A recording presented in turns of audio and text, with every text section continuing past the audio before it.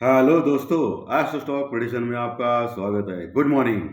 आज 17 जनवरी 2023 मंगलवार का दिन, सबसे इम्पोर्टेंट दिन। आज फाइनेंशियल निफ्टी का एक्सपायरी दिन है और बहुत ही इम्पोर्टेंट दिन रहेगा आज का दिन दोस्तों। प्री मार्केट रिपोर्ट में आपका स्वागत है। लगभग सुबह के 7:15 बज रहे, 7:10 बज रहे हैं और मैं जल्दी प्रस्तुत कर रहा हूँ प्री मार्केट रिपोर्ट आपके लिए।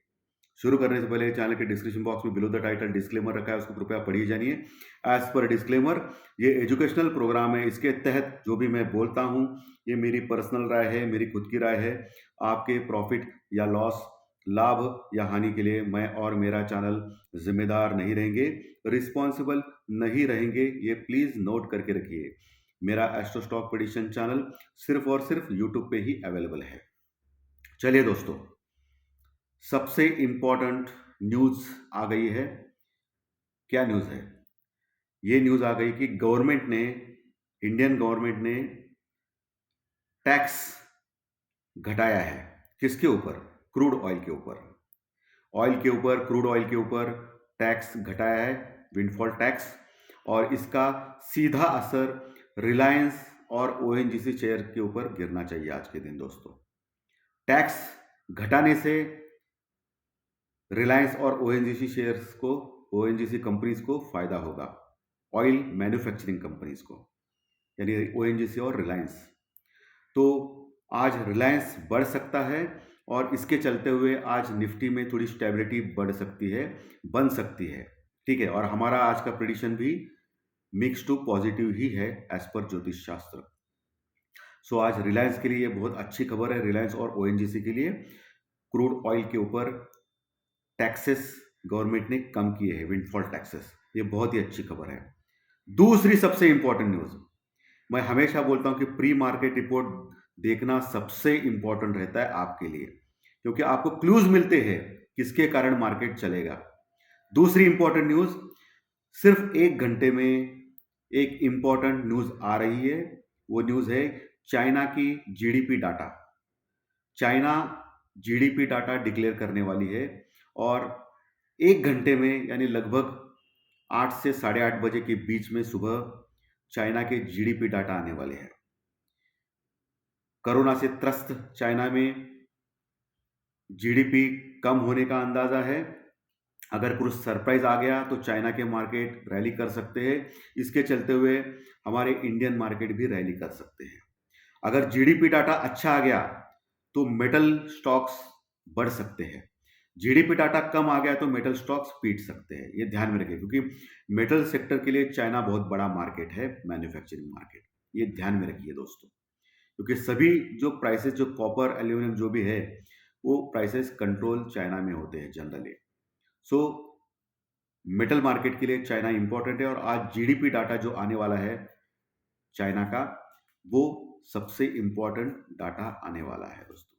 उसके ऊपर आपकी नजर अवश्य होनी चाहिए। ओके, तो ये दूसरी सबसे इंपॉर्टेंट चीज है दोस्तों। तीसरी सबसे इंपॉर्टेंट चीज सुबह की एफआई और डीआई की फिगर। एफआई ने लगभग 750 करोड़ का माल बेचा कल के दिन, यानी थोड़ा कम बेचा है। 1000, 2000, 2500 करोड़ अभी पिछले कई दिनों से कंटिन्यूस बेच रहे हैं, 1000 करोड़ के ऊपर ही, 1000, 2000 करोड़ के ऊपर ही। लेकिन कल का जो डाटा है एफआई का वो कम है, 750 करोड़ का है सिर्फ। और डीआई ने भी लगभग 700 करोड़ का माल खरीदा है, यानी नेट टू नेट उतना ही है। सिर्फ 50-60 करोड़ सेलिंग हो चुकी है दोनों की ओर से। यानी डीआई ने खरीदा है 700 करोड़ का माल और एफआई ने 750 करोड़ का माल लगभग बेचा है। ओके, सो इतना ज्यादा कुछ फर्क नहीं पड़ा है। इसका मतलब रिटेलर ने कल बेचा है ज्यादा। ये सीधा सीधा दिखता है। चौथी न्यूज क्या है प्री मार्केट में सुबह में? मैं हमेशा कुछ ताजा बोलता हूं दोस्तों, जिससे आपको जोश आए और आपको पता चले कि वर्ल्ड मार्केट में क्या चल रहा है। चौथी सबसे इंपॉर्टेंट चीज हो रही है दोस्तों कि जापान, जो बोला हूं मैं कि जापान का जो आरबीआई जैसे जो गवर्नर है उधर, ओके, जो इंटरेस्ट रेट, जो उनका जो पॉलिसी है उसका डिसीजन लेते हैं, उसकी आज से 2 दिन की बैठक चालू हो गई है जापान में। और ये सबसे इंपॉर्टेंट है जापान का मार्केट, क्योंकि पिछले कई दिनों से जापान का मार्केट प्रॉब्लम होने के कारण हमारे जैसे इकोनॉमी के ऊपर बहुत फर्क पड़ रहा है। तो ये 2 दिन की जो मीटिंग चल रही है जापान में, तो ये जापान में 2 दिन में उनकी इकोनॉमिक पॉलिसी डिक्लेयर हो जाएगी। इंटरेस्ट रेट बढ़ेंगे या नहीं ये भी डिक्लेयर होगा। इंटरेस्ट रेट बढ़ने का अंदाज है। इंटरेस्ट रेट बढ़ने के बाद हमारे जैसे कंट्रीज के ऊपर उसका फर्क पड़ेगा, असर पड़ेगा। ठीक है, सो उसके ऊपर निगाहें है। अभी तक जापान में जो भी मीटिंग होती थी उसके ऊपर वर्ल्ड मार्केट की कभी नजर नहीं होती थी, नजरअंदाज किया जाता था, क्योंकि इतना कुछ खास नहीं था। जापान का वो 0% रेट ऑफ इंटरेस्ट पॉलिसी रहता था। लेकिन कुछ दिन पहले जापान ने जो ट्वीट किया, उस समय ग्लोबल मार्केट में बहुत हलचल हो गई थी, बहुत बड़े उलटफेर हो गए थे। इसके लिए अभी जापान की जो पॉलिसी डिक्लेयर होने वाली है, आज से 2 दिन की बैठक चालू हो गई है, तो उसके ऊपर नजर है लोगों का। उसका जो रिजल्ट है वो कल तक आएगा, कल या परसों तक। उसके ऊपर भी आपकी नजर होनी चाहिए। इसके चलते आज सुबह जापान का मार्केट जबरदस्त बढ़ा है। आप देख सकते हो 300 साढ़े 300 पॉइंट जापान का मार्केट बढ़ा है। जापान का निकाई मार्केट 300 साढ़े 300 पॉइंट बढ़ा है।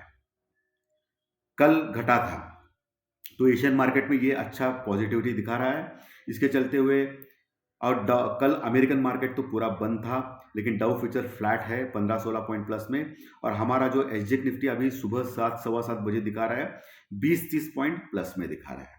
ओके, सुबह 7 सवा 7 बजे 20-30 पॉइंट प्लस में दिखा रहा है। एशियन मार्केट में जापान का मार्केट अच्छा है, बाकी के मार्केट मिक्स है, निगेटिव है। ओके, उसमें कोई हलचल नहीं है, लेकिन जापान का मार्केट अच्छा खासा बड़ा है दोस्तों। और रिलायंस के ऊपर यानी ऑयल के ऊपर टैक्सेस कम कर दिए गवर्नमेंट ने। सो रिलायंस निफ्टी का इंपॉर्टेंट शेयर है, तो आज इसके ऊपर नजर बनेगी ओएनजीसी और रिलायंस के ऊपर। वो बढ़ेंगे तो मार्केट ऑटोमेटिकली बढ़ेगा। ओके दोस्तों, तो ये बहुत सारी न्यूज जो होती है, जो आपको पता नहीं होती है, जो टेक्निकल चार्ट कल का कार्यक्रम और आज सुबह का कार्यक्रम में बहुत फर्क होता है। इसके लिए प्री मार्केट रिपोर्ट बहुत बहुत इंपॉर्टेंट होता है दोस्तों। जैसे कि आपको मालूम है कि पुट कॉल रेशो 1 के पास है, बैलेंस है, कोई परेशानी नहीं है। बैंक निफ्टी का थोड़ा कम है, लेकिन बढ़ सकता है आज बैंक निफ्टी अच्छी खासा।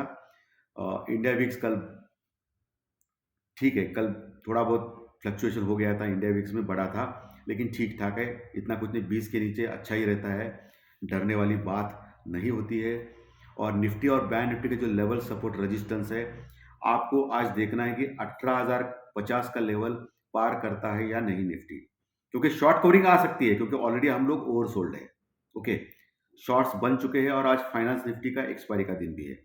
सो आज मैंने कल आपको बोला कि एक समय निगेटिव रहेगा तो दूसरे समय पॉजिटिव भी रह सकता है मार्केट, यानी फ्लक्चुएशन ज्यादा रह सकता है। ओके, मार्केट बहुत वोलेटाइल रह सकता है आज के दिन, लेकिन पॉजिटिविटी थोड़ी ज्यादा होनी चाहिए, प्लस में ज्यादा होना चाहिए, ऐसा मेरा अनुमान है एज पर प्रेडिक्शन। ठीक है, सो दोस्तों आज आपको 18,050 18,050 ऊपर का लेवल देखना है। 18,050 के ऊपर अगर टिक गया तो निफ्टी 18,120 150 तक जा सकता है। जहां रेजिस्टेंस दूसरा है वहां आपको प्रॉफिट बुकिंग करनी चाहिए या वहां पुट लेना चाहिए, लेकिन स्टॉप लॉस के साथ। और नीचे आपको देखना है कि 17,850 का लेवल बहुत ही इंपॉर्टेंट है। कल के दिन 17,900 के थोड़ा सा नीचे क्लोज हो गया था, तो 17,850 और 800 17,800 और 850 ये लेवल बहुत ही इंपॉर्टेंट है निफ्टी के लिए। और ऊपर 18,050 लेवल बहुत इंपॉर्टेंट है, उसके ऊपर टिक गया तो मार्केट रैली कर सकता है। तो ये लेवल बहुत ही इंपॉर्टेंट है। और नीचे 17,750 या 700 तक हम सेफ है। उसके नीचे गए और टिक गए तो 17,500 यानी 17,500 तुरंत आ सकता है, ये लिख के ले लो। ठीक है दोस्तों, और बैंक निफ्टी 42,150 के ऊपर क्लोज हो गया, 300 पॉइंट माइनस में कल के दिन।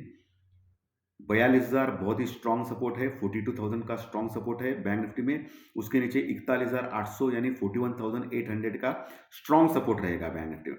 जब तक 41,800 के नीचे टिकता नहीं है बैंक निफ्टी और आधा घंटा टिकता नहीं और ट्रेड करता नहीं, तब तक डरने वाली बात नहीं है। तो बैंक निफ्टी बहुत ही जबरदस्त रैली कर सकता है।